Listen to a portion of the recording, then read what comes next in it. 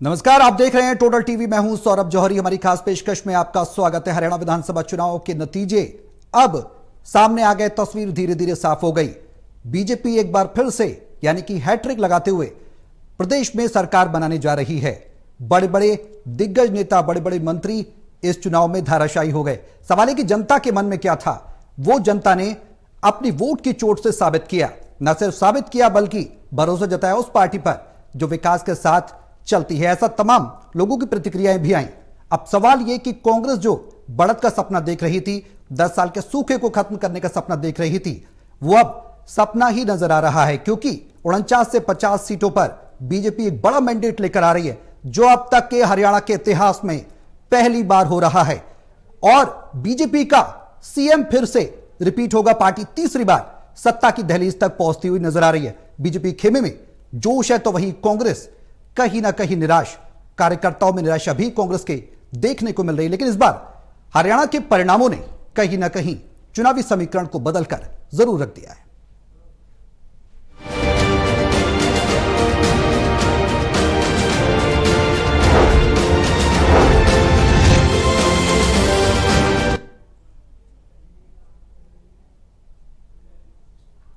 तो हरियाणा के चुनावी नतीजे क्या कुछ कहते हैं, यह बड़ा सवाल है। एक बड़ा संदेश जरूर देते हैं। यहां पर बीजेपी पर भरोसा जताया तमाम दिग्गज नेताओं की प्रतिक्रियाएं भी सामने आई। एक सवाल यह भी था कि नायब सिंह सैनी ये हमेशा से कह रहे थे, बयान वो देते रहे तमाम रैलियों के और भाषणों के दौरान। उन्होंने अपने संबोधन में भी कहा कि बीजेपी जब मैंडेट लेकर आएगी तो कांग्रेस ये कहेगी कि कहीं ना कहीं ईवीएम में घपला हुआ है। अब सवाल यह कि कांग्रेस नेताओं की प्रतिक्रिया भी सामने आने लगी। सुप्रिया शिनेत ने भी जो परिणाम है उन पर कहीं ना कहीं सवाल खड़े किए। पवन खेड़ा ने भी, दिग्गज कांग्रेस के नेता हैं, उन्होंने इन परिणामों पर सवाल जरूर खड़े किए हैं। अब सवाल कहीं ना कहीं यह है कि बीजेपी पर जिस तरीके से जनता ने मोहर लगाई है, वो ये सवाल जरूर तस्दीक करता है इस सवाल की कि जनता विकास के साथ है। ये जो कहीं ना कहीं अंदेशा था, ये शायद किसी ने सोचा नहीं होगा, कल्पना से परे था। 2005, 2009 विधानसभा चुनाव को देखें, उसके बाद 2014 के देखें, 2019 के देखें, ये परिणाम बिल्कुल विपरीत आए हैं। जनता ने एक बार फिर से बीजेपी पर भरोसा जताया है। अब बात यह कि आगे की रणनीति किस तरीके की है। सरकार नायब सिंह सैनी की बनने जा रही है, यह तस्वीर साफ हो चुकी है। अब सवाल यह कि आगे की जो रणनीति पार्टी एक मैसेज देते हुए बनाएगी। 90 विधानसभा सीटों पर बीजेपी ने 48, कांग्रेस 37। एक तरीके से एक बड़ा नंबर गेम में फेरबदल हुआ। इनेलो 2 और जेजेपी और एसपी 0 पर रहे हैं। एक बड़ी निराशा जेजेपी के हाथ लगी है। कहीं ना कहीं जो जनता के बीच में निराशा थी वो देखने को मिली है। जिस तरीके से किसानों के मुद्दे को लेकर जेजेपी 2019 में बीजेपी के साथ गठबंधन किया, मुद्दे को लेकर सरकार बनाई। हालांकि 10 विधायक आए जेजेपी के, लेकिन निराशा, एक वर्चस्व बचाने की, कहीं ना कहीं अपना वजूद बचाने की लड़ाई जेजेपी और एएसपी लड़ती हुई नजर आ रही है। जिस तरीके से गठबंधन किया था, दावे किए जा रहे थे, तस्वीर बिल्कुल उलट आई है। और बीजेपी ने कहीं ना कहीं यह साबित किया कि जनता फिर से बीजेपी पर भरोसा जताती है, विकास पर भरोसा जताती है, जो काम किए गए हैं उन पर भरोसा जताती है। हरियाणा की 90 विधानसभा सीटों के जो हाल हम आपको दिखा रहे हैं, ये तस्वीरों में आप देख सकते हैं। ग्राफिक्स के माध्यम से हम आपको बता रहे हैं। बीजेपी 48, कांग्रेस 37, इनेलो 2, जेजेपी और आम आदमी पार्टी 0-0। अंदाजा लगा सकते हैं। और अन्य के खाते में 3 आई हैं। इस बार चुनाव बेहद ही दिलचस्प होता नजर आया। और अब एक मैसेज जरूर दिया है जनता ने। आगे की रणनीति कैसे रहेगी, क्या खामियां रही हैं, और जो परिणाम परिवर्तित हुए उसके आधार पर क्या कुछ कहा जा सकता है। प्रधानमंत्री नरेंद्र मोदी भी रैली की, उन्होंने पलवल पहुंचे, कुरुक्षेत्र पहुंचे, जीटी रोड बेल्ट को संभालने की कोशिश की। लेकिन जाटों के समीकरण की अगर बात की जाए तो बेहद ही दिलचस्प रहा। जाट बहुल क्षेत्र में भी 14:14 का रेशो देखने को मिला।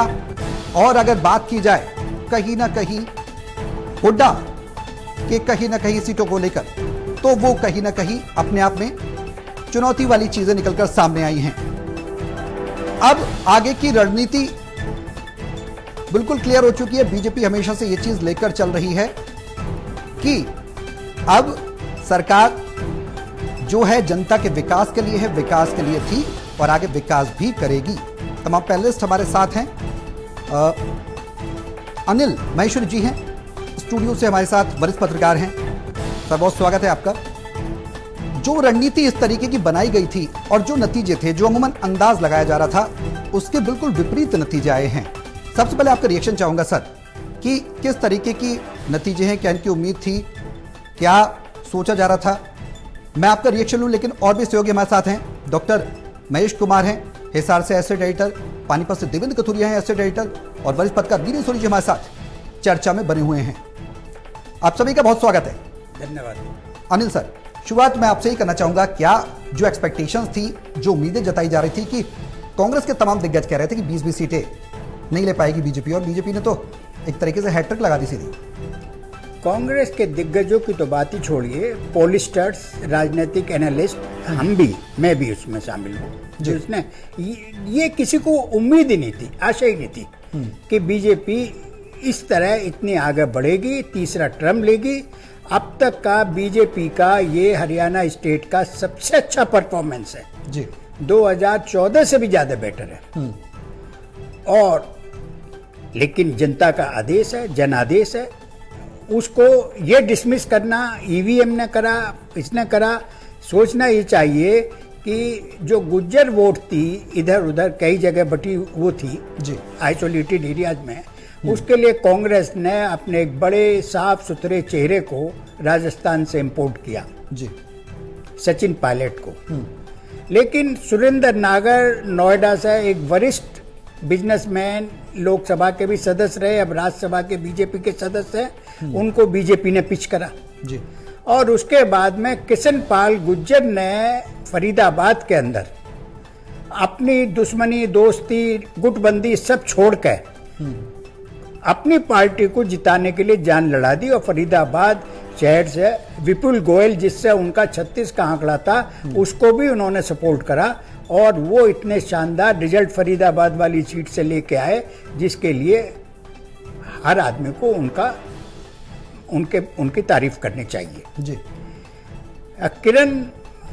करण दलाल जैसे वरिष्ठ नेता को, जो कई बार कई पार्टियों में इलेक्शन भी जीते हैं, उनका भी हारना उन्होंने सुनिश्चित करा, वो पलवल से हार गए जी। इसी तरह राव वीरेंद्र सिंह को बावजूद 2 बार उनके होने के और उनको सेंटर में मंत्रिमंडल बनाते हुए वो इम्पोर्टेंस नहीं दी गई जो उन्हें मिलनी चाहिए थी, उन्हें नाराजगी भी थी। और उसके बाद में रामविलास शर्मा को जब नॉमिनेशन नहीं दिया गया तो उसमें भरी मीटिंग में उन्होंने, राव साहब ने ये भी कह दिया था कि आप टिकट दें ना दें पार्टी का सवाल है, लेकिन बेइज्जत नहीं करनी चाहिए ऐसी। और ओपनली रिवोल्ट की स्थिति थी। उसके बाद में अहीरवाल से उन्होंने भी शानदार रिजल्ट लाए।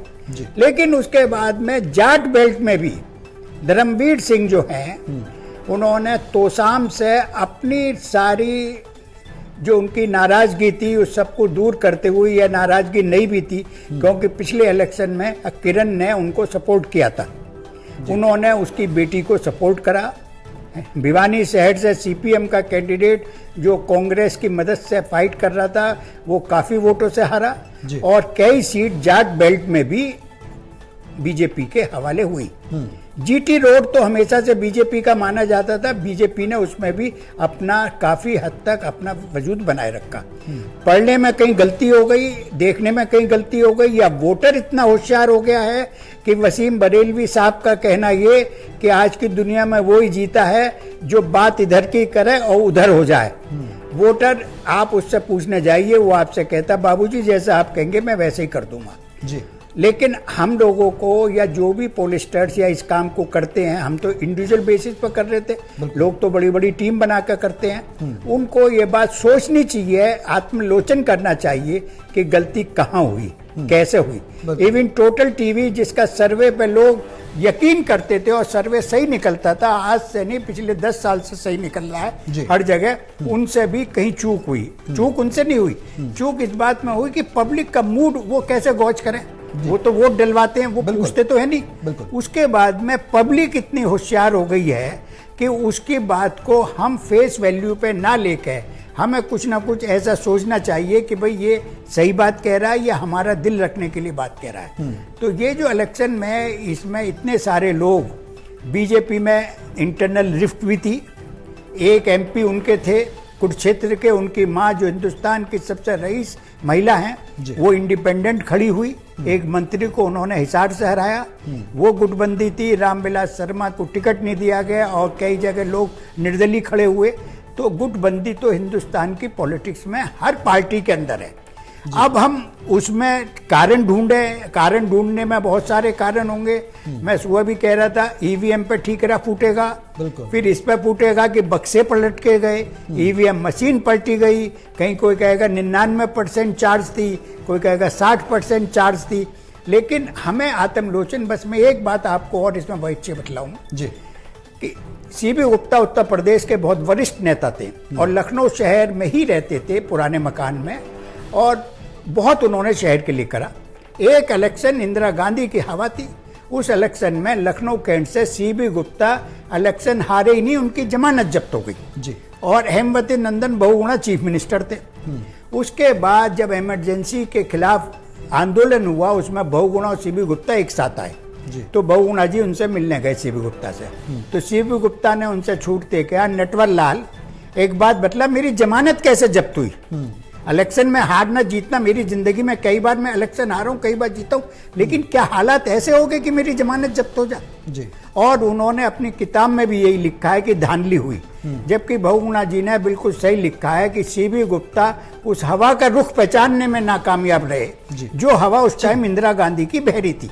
तो ये लोग हमें अपने अंदर ईमानदारी से सोचना चाहिए कि कहाँ ये आरोप प्रत्यारोप लगाने से काम नहीं चलेगा, क्योंकि इतना बड़ा मैंडेट मिला है, जिस मैंडेट का असर आज शेयर मार्केट इतना उछल गया है, क्योंकि जो बहुत दिनों से शेयर मार्केट में 2024 के लोकसभा इलेक्शन के बाद में बात चल रही थी कि नरेंद्र मोदी का क्या होगा, माइनॉरिटी गवर्नमेंट है, कुछ कर पाएंगे नहीं कर पाएंगे। आज उसको ये लगा कि ये तो आदमी फिर शेयर, ये तो शेयर जो है ना फिर ये ठीक हो गया है, इसमें हिम्मत आ गई है।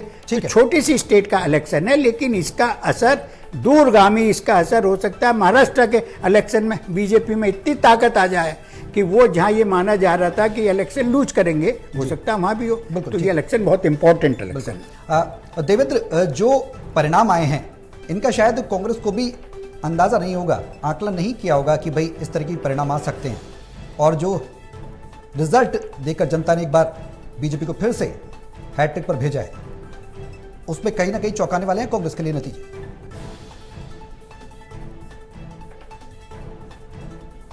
मैं इसको कहूंगा अनएक्सपेक्टेड। मैं ये कहता हूं बीजेपी के लिए कमाल हो गया।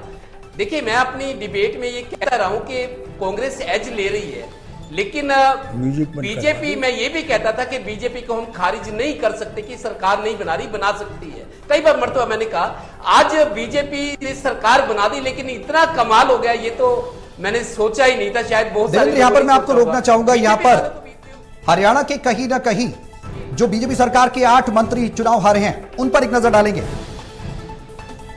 हरियाणा बीजेपी सरकार के 8 मंत्री चुनाव हारे हैं। स्पीकर ज्ञानचंद पंचकुला से चुनाव हारे। बीजेपी सरकार के केवल 2 मंत्री चुनाव जीत पाए। मंत्री महिपाल ढांडा चुनाव जीते, मंत्री मूलचंद शर्मा चुनाव जीते। 3 मंत्रियों को टिकट नहीं दिया गया था। मंत्री रंजीत सिंह चुनाव हार गए। उधर वित्त मंत्री जेपी दलाल चुनाव हारे हैं। बड़े बड़े दिग्गज, आप देख सकते हैं, अंदाजा लगा सकते हैं। जनता जब अपना फैसला सुनाती है, जनता जनार्दन, तो इसी तरीके के परिणाम निकलकर सामने आते हैं।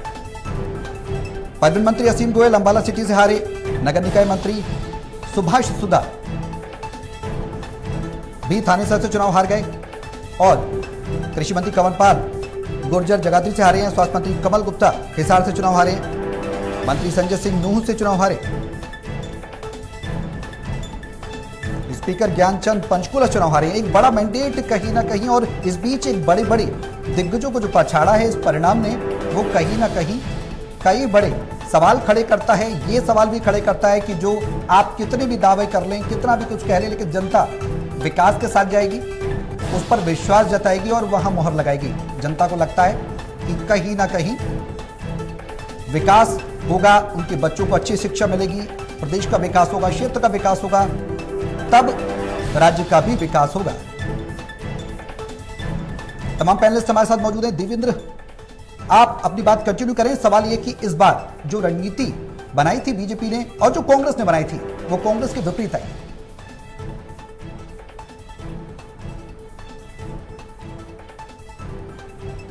देखिए सौरभ, मुख्यमंत्री समेत 3 मंत्री जीते हैं। नायब सिंह सैनी जीते हैं, महिपाल ढांडा, और तीसरे मूलचंद शर्मा बल्लभगढ़ से। मैं आपको बताऊं, पिछला 2019 का जो चुनाव था उसमें 9 मंत्री हारे थे, मेरे को आज तक याद है, मैं अक्सर रिपीट करता हूं। इस बार भी 8 मंत्री और 1 स्पीकर ज्ञानचंद गुप्ता हारे हैं। पिछली बार जो 9 मंत्री हारे थे, ओपी धनखड़ थे, कैप्टन अभिमन्यु थे, सुभाष बराला भी थे, मनीष ग्रोवर थे, कृष्ण बेदी थे, कृष्ण आपकी आवाज हम तक नहीं पहुंच पा रही। करणदेव काम्बोज थे। तो आज के जो चुनाव परिणाम है, आज के 8 मंत्री और 1 स्पीकर हारे हैं। तो लगभग जी सरकार तब भी बनी थी, लेकिन आज सरकार बीजेपी की कमाल के साथ बनी है। बिल्कुल ठीक है। देवेंद्र कंटिन्यू करें।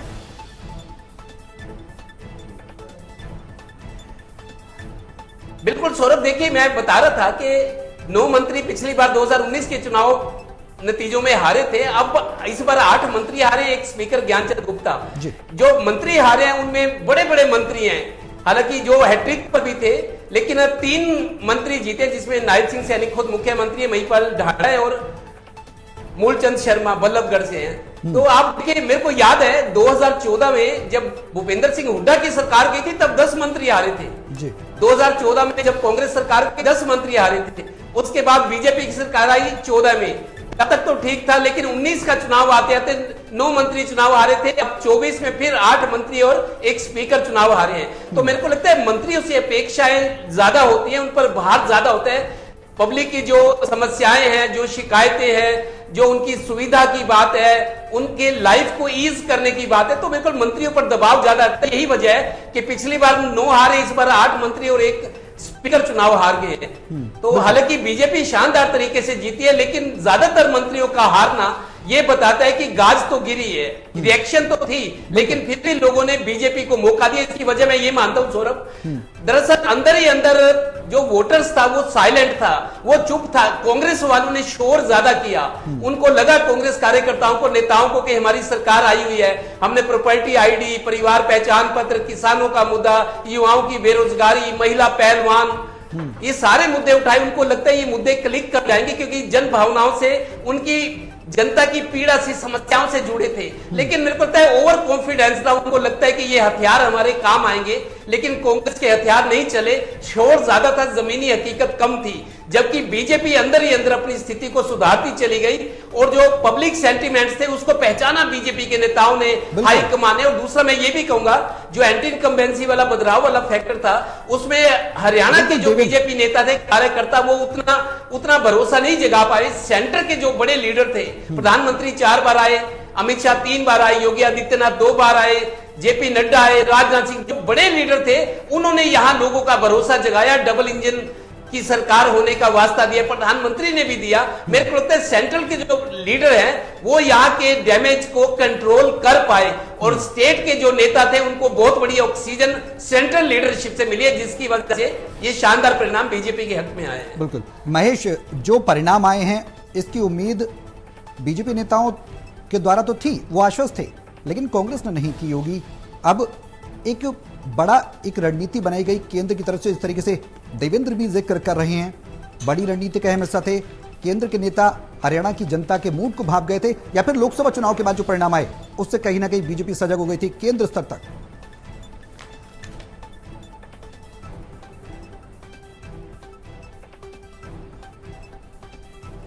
देखिए, मैं ये साफ तौर से कहना चाहूंगा कि भारतीय जनता पार्टी के नेताओं को भी इस परिणाम की उम्मीद नहीं थी।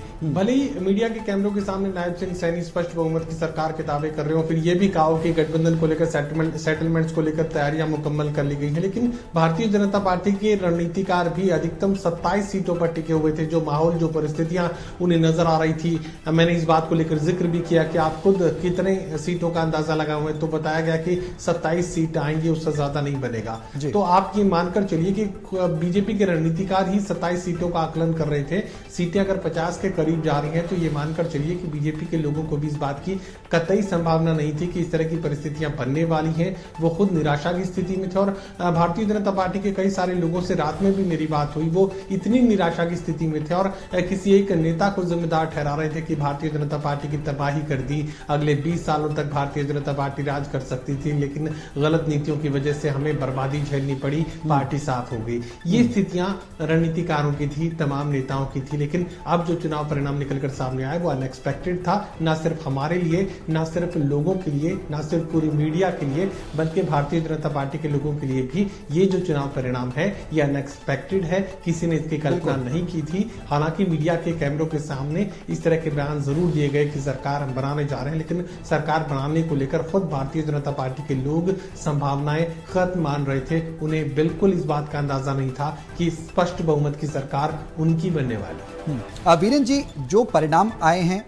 अगर उन परिणामों के हालिया परिणामों पर गौर किया जाए, बीते विधानसभा चुनाव पर थोड़ा सा नजर डालें, 2019 में 40 सीटें और 2014 में जाए तो 47 सीटें और अब 49 और 50 सीटों के आसपास एक बड़ा हाइक लेकर बीजेपी आई है और हरियाणा के इतिहास में पहली बार ऐसा हुआ है कि तीसरी बार कोई सरकार रिपीट हो रही है, वो भी same government.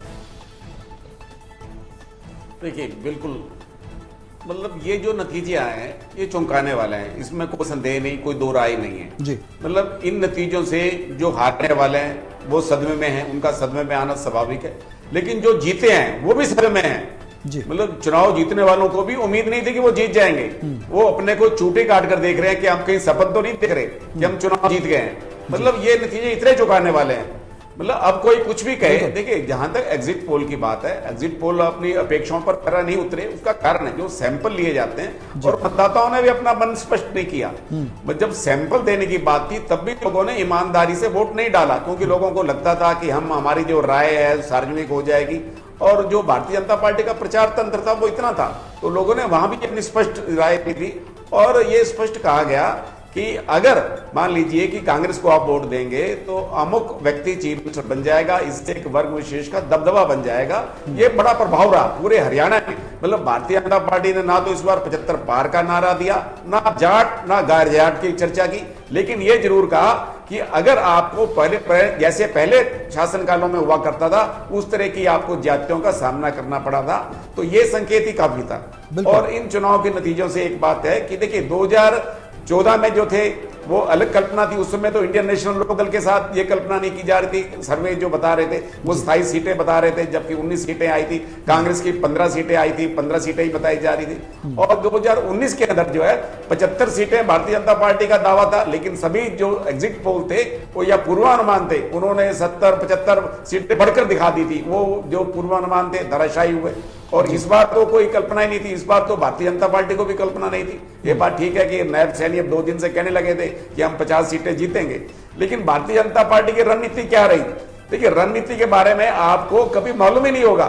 Bharatiya Janata party ने कुछ ऐसे निर्दलीय उम्मीदवार खड़े कर दिए जिनका उद्देश्य सिर्फ वोट काटने के लिए था, मतलब जातिगत गणित के हिसाब से था, चुनावी रणनीति। इसकी कोई कल्पना भी नहीं कर सकता कि भारतीय जो जनता पार्टी है इस रणनीति पे भी काम कर सकती है, क्योंकि 2019 के अंदर भी ऐसा ही हुआ था कि राकेश दौलताबाद बादशाहपुर से भारतीय जनता पार्टी टिकट मांग रहे थे, लेकिन तब जो प्रभारी हुआ करते थे अनिल जैन, उन्होंने कहा था कि आपको चुनाव लड़ना है, निर्दलीय चुनाव लड़ना है। मतलब वो भी पार्टी तय करती थी किसने निर्दलीय लड़ना है ताकि किसी को आभासी ना हो। वो एक अलग रणनीति है, वो रणनीति भी भारतीय जनता पार्टी सफल रही है और कांग्रेस तो वहां तक सोच भी नहीं सकती जहां तक भारतीय जनता पार्टी की रणनीति है। बिल्कुल।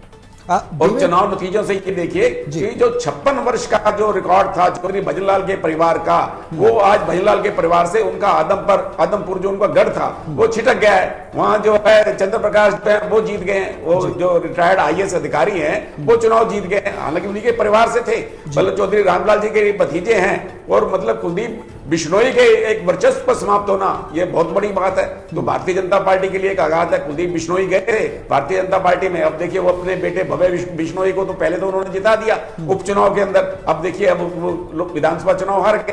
कुलदीप बिश्नोई बहुत बड़े एक नेता भारतीय जनता पार्टी के थे, चुनाव प्रबंधन समिति के संयोजक बनाया गया था उनको। वो कह रहे थे कि राजस्थान में मेरा प्रभाव है, अब तो उनका अपने गढ़ में भी प्रभाव नहीं रहा। तो मोदी जी ने भी रैली की थी हिसार के अंदर, तब वो भजनलाल जी के बारे में काफी तारीफ की थी।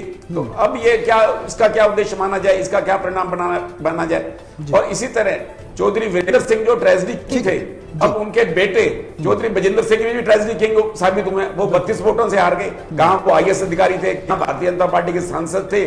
भारतीय जनता पार्टी छोड़कर कांग्रेस में आए, लोकसभा की टिकट नहीं मिली, विधानसभा की टिकट मिली तो हार गए, 32 वोटों से हार गए। और जो डिप्टी चीफ मिनिस्टर थे पहले दुष्यंत चौटाला, वो आज 5वें स्थान पर आए हैं। तो इस परिणाम के कई मायने अभी जैसे जैसे विश्लेषण होगा और कई नए तथ्य प्रकाश में आएंगे। बिल्कुल। देवेंद्र, जो जाट बेल्ट है जिसका जिक्र किया जा रहा था चुनाव की शुरुआत से ही कि जाट बेल्ट को कहीं ना कहीं कांग्रेस अपने पक्ष में लेकर जाएगी, और उसमें भी परिणाम कुछ मिले जुले आए। जाट बेल्ट में बीजेपी कांग्रेस की 14-14 यानी कि बराबर की स्थिति आई है, यानी कि जाटों ने पूरी तरह से कांग्रेस को वोट नहीं दिया। इस बार बीजेपी की तरफ भी कुछ जाट आकर्षित हुए।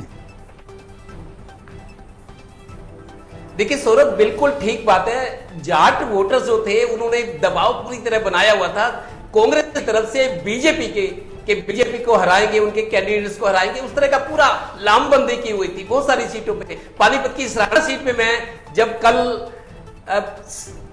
वहां पे मशीनों की देखरेख की जा रही थी, मैंने देखा इसराना में 40 लोग इसराना विधानसभा के बैठे थे। मैंने पूछा आप क्यों आए हो यहाँ? उन्होंने कहा जी हमें उम्मीद है कि कुछ गड़बड़ हो सकती है, हमें डर है। पिछली बार भी हुई थी ये। इसराना वाले जो जाट वोटर्स थे बहुत ज्यादा मुखर थे कांग्रेस को लेकर, कांग्रेस के पक्ष में, लेकिन इसराना की सीट भी बीजेपी जीती है। दरअसल ये हुआ सौरभ, मैं बिल्कुल आपको सही बात बता रहा हूं जो मेरे ध्यान में आई है और लोगों ने बताया कि नॉन जाट एकदम लामबंद हो गए थे। बीजेपी को वोट देना है, बीजेपी का पक्ष लेना है। क्योंकि जाट लामबंद हुए तो नॉन जाट बीजेपी के पक्ष में लामबंद हुए। और दूसरा, दलित जो थे, दलितों को जिस तरीके से कुमारी शैलजा के साथ जो एपिसोड हुआ, दलितों में थोड़ा सा घबराहट थी। इस तरीके से आरोप भी लगे कि कांग्रेस सरकार में दलितों पर अत्याचार हुआ, प्रताड़ना हुई, ये कांड हुआ, वो कांड हुआ। दलित थोड़ा सा सहमे हुए थे जिस तरीके से कुमारी शैलजा के साथ हुआ। शैलजा चुप रह गई, घुटती रही अंदर ही अंदर। दलितों को शायद ये लगा कि अभी तो कांग्रेस की सरकार बनी नहीं, अगर बन गई तो हमारा क्या होगा। उनके अंदर खौफ था, डर था। शायद यही वजह के दलितों ने और नॉन जाट ने बीजेपी का अंदर खाते पूरी तरह से साथ दिया है, उनको वोट दिया, उनका मनोबल बढ़ाया, उनका हौसला बढ़ाया। और यही वजह के चुनाव परिणाम सबके सामने। जाट लामबंद हुए तो नॉन जाट बिना आह्वान के बीजेपी की तरफ से पब्लिकली ऐसा कोई नहीं था, ना कोई नारा था, ना कोई भाषण था। जाट नॉन जाट का चुनाव हो गया, इस बार ये नहीं चलता। लेकिन अंदर खाते बीजेपी की जो रणनीति थी, मैन टू मैन, ये मैसेज दिया गया कि क्या आप 10 साल पुरानी सरकार चाहते हो? जो व्यापारी वर्ग है, तब 10 साल पहले जब कांग्रेस की सरकार थी क्या हुआ, डराया जाता था, धमकाया जाता था। तो एक तो नॉन जाट लामबंद हो, दूसरा दलित भी मेरे को लगता है कांग्रेस की तरफ चला गया। जो लोकसभा में कांग्रेस की तरफ था वो बीजेपी की तरफ चला गया। परिणाम है वो बड़े फैक्टर हैं जो ये परिणाम, बिल्कुल परिणाम कहीं ना कहीं चौंकाने वाले रहे हैं। और रणनीति कहीं ना कहीं जो बीजेपी की थी स्ट्रेटेजी, वो लोकसभा चुनाव के बाद कहीं ना कहीं पलटी हुई नजर आई और बीजेपी के पक्ष में आई, कांग्रेस के उलट आई।